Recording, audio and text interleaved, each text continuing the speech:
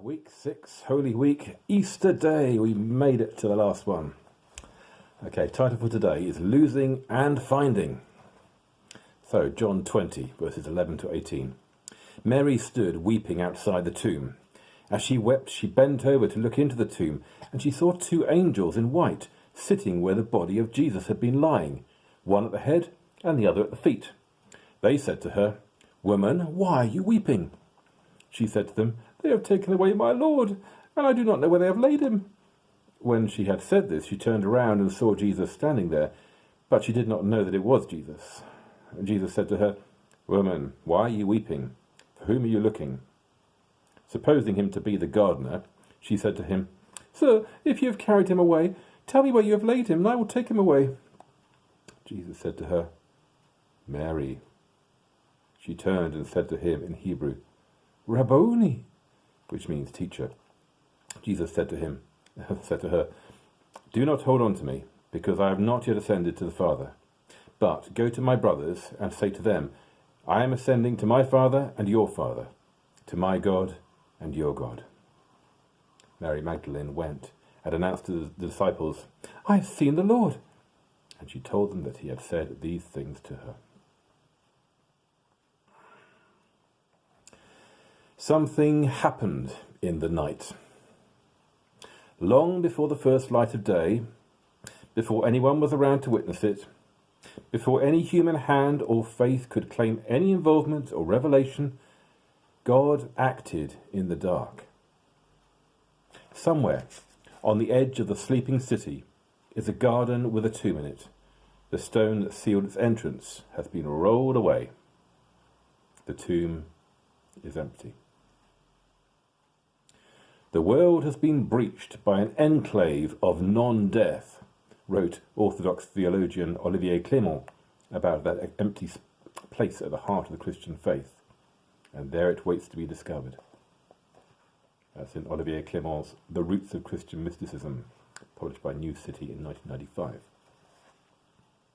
What God chooses to reveal or conceal is always a mystery to our human agendas.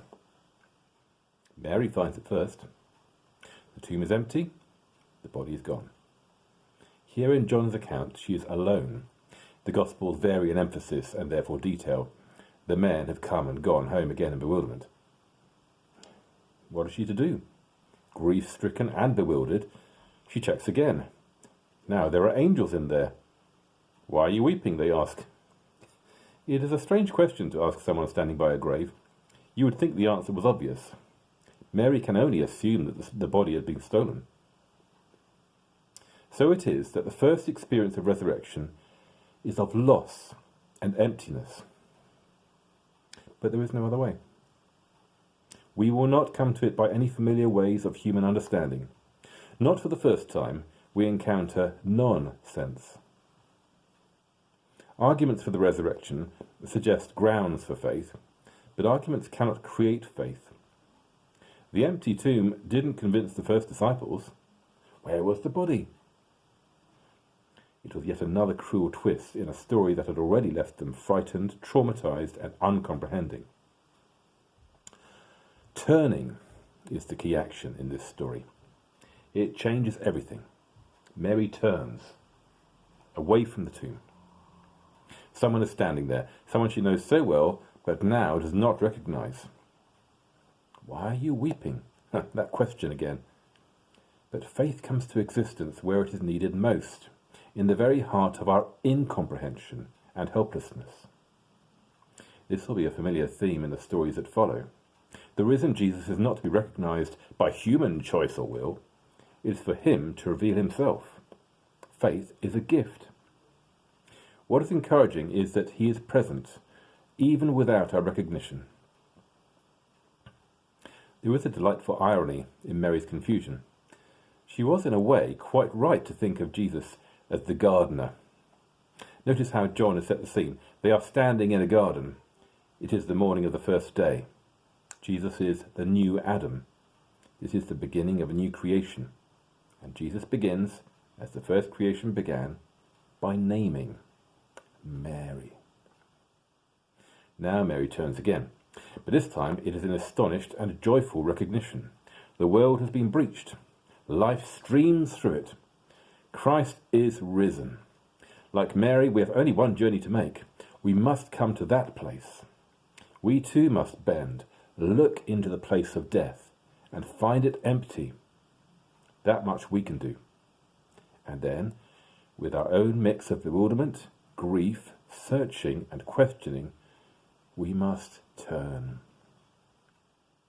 By ancient tradition, Christians renew the promise of their baptism on Easter Day. I turn to Christ. And there he waits to greet us. He calls us by name. Imagine that you, like Mary, are standing in the garden, facing the empty tomb. It is Easter Day. The risen Jesus is standing behind you. Make this your response of faith. I turn to Christ. Alleluia. We're done. Both on the book and these readings. Dust and Glory has been completed. Do you recommend that for future study? There's some questions in the back as well, if you want to look at it again. Hey, now, I'm going to start a new series. Tomorrow is Easter Monday. Actually, I'm recording this on Saturday, so it's 2 days' time, but you don't know that. Oh, you do know. That's too bad. So what am I going to do? I thought I'd just read through my whole book collection. Well, no, maybe. That would take me several lifetimes, probably. But I am going to look at another book. And I picked this one, just because it's got a fun Monty Python-esque title front page there. Hope you like that. It's A Nearly Infallible History of Christianity by Nick Page, one of my favourite authors. A history of 2,000 years of saints, sinners, idiots, and divinely inspired troublemakers. It's a humorous but incredibly erudite work of history and fun. Hope you'll enjoy it. It's got some good things to say and stuff I never knew about Christian history too. I love history, I love Christianity, so it all goes together. Right, good, that's enough for now. Have a happy Easter. Christ is risen indeed. And remember to keep turning.